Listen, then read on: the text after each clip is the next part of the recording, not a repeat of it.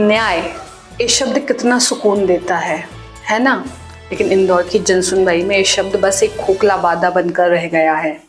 मैं नहीं बल्कि मांगी बाई, जमुना बाई, प्रशांत और अंकित जैसे सैकड़ों पीड़ित चीख चीख कर ये सवाल पूछ रहे हैं, प्रशासन तुम कब जागोगे? तुम्हारी ये जनसुनवाई किसके लिए है? जनता के लिए या बस कागजों पर आंकड़े जमा करने की रस्म अदायगी के लिए? नमस्कार, मैं नेहा जैन इंदौर वार्ता में आपका स्वागत करती हूँ।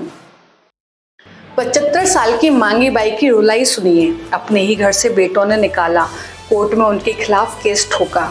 बूढ़ी लाचार, चल नहीं सकती, फिर भी तारीख पर तारीख ढो रही है। 29 अप्रैल को एसडीएम कोर्ट गई, बेटे नहीं आए। अगली तारीख 6 मई। 1 साल से प्रशासनिक दफ्तर के चक्कर काट रही है। लाया कि मेरे दोनों लड़कों ने बहू मेरे को भगा दी घर। कहाँ से आप आ रहे हो यहाँ पे? मेरे को तो यहाँ कम से कम साल भर से ज्यादा हो गया। किससे मिले आप यहाँ पे? यहाँ वो दीपक शर्मा।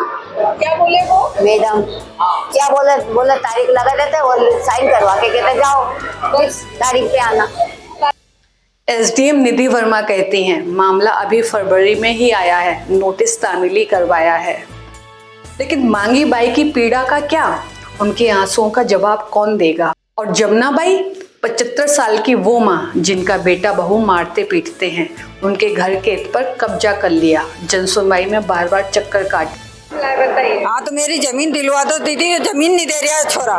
ऐसे मेरी परवरिश करूँ, मेरी परवरिश को अभी बीमार हो गई तो मेरे पड़ोस वाले उठा के लाए मेरे को तेजानगर डॉक्टर के पास।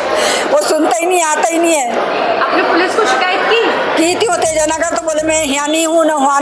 6 महीने से दौड़ रही हूँ, पहले तहसीलदार के पास, फिर ये मैडम के पास। ये बताया मैंने तो बोले अभी तुम्हारा केस ही शुरू नहीं हुआ।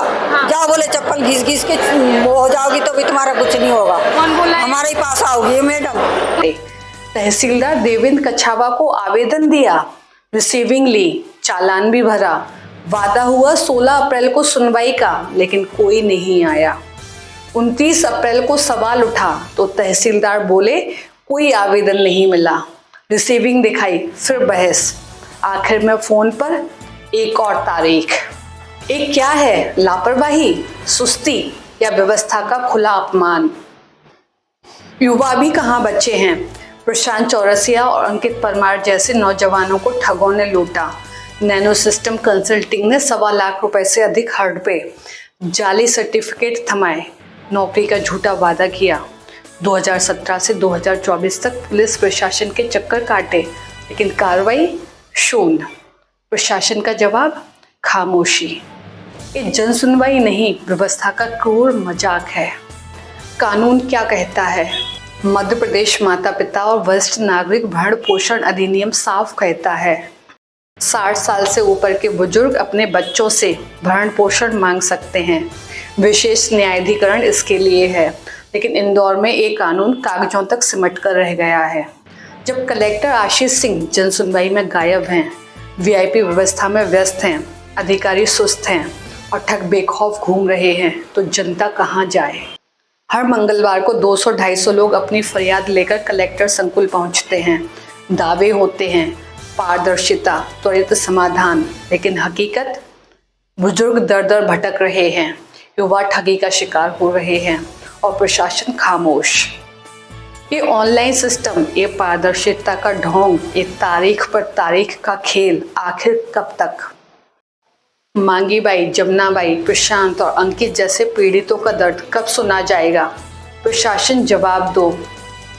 ये जनसुनवाई जनता की पुकार सुनने के लिए है या तुम्हारी लचर व्यवस्था को ढकने का बहाना? मांगी बाई की रुलाई, जमुना बाई की लाचारी और प्रशांत की हताशा का हिसाब कौन देगा? जागो प्रशासन, जागो, वरना ये जनता की चीखें एक दिन तुम्हारी व्यवस्था की नींव हिला देंगी।